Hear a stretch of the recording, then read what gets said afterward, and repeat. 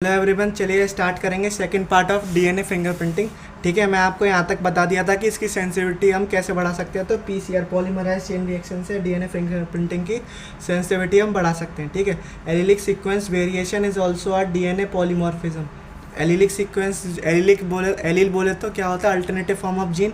तो इसको भी हम कैसे हम डीएनए पॉलीमॉर्फिज्म में यूज़ कर सकते हैं if more than one variant at a locus. ठीक है, अगर आपका डिफरेंट फॉर्म ऑफ एलील एक सिंगल लोकस पे हुआ ना, तो उसको भी हम डीएनए पॉलीमॉर्फिज्म की तरह काउंट कर सकते हैं। और इसका फ्रीक्वेंसी ह्यूमन पॉपुलेशन में कितना होता है, ग्रेटर देन 0.01%। ये आपको बहुत इंपॉर्टेंट लाइन है जो एनसीईआरटी में दे रखी है।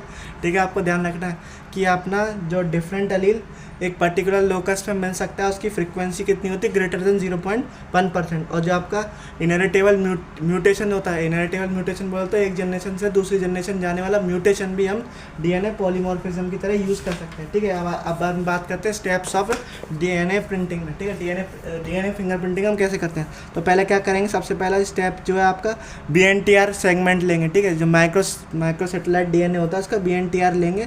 बीएनटीआर उसमें फिर क्या करेंगे, डीएनए का आइसोलेशन करेंगे। ठीक है, फिर उसका क्या करेंगे, डाइजेशन बाई रिस्ट्रिक्शन एंडोन्यूक्लियस करेंगे।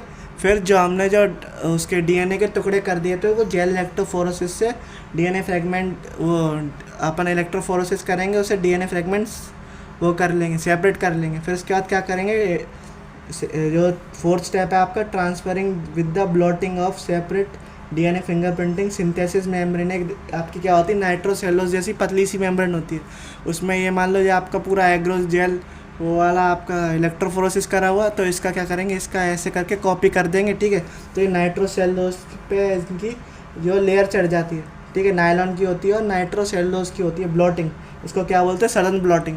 ये आपकी ओल्ड प्रोसेस है, क्या नाम है, डीएनए फिंगरप्रिंटिंग की, बट फिर भी ये अभी भी यूज़ होती है। फिर इनका क्या करेंगे, जो हमने नायलॉन सेलुलोज पे जो डीएनए वो ले लिए फ्रेगमेंट्स, उसका हम क्या कराएंगे, हाइब्रिडाइजेशन कराएंगे प्रोब से। ठीक है, जब प्रोब होता है आपका, कई बार पूछा है नीट में कि ये क्या होता है, सिंगल स्टैंडर्ड डीएनए भी होता है और आरएनए भी होता है, इतना भी ध्यान रखना, सिंगल स्टैंडर्ड डीएनए आरएनए होता है।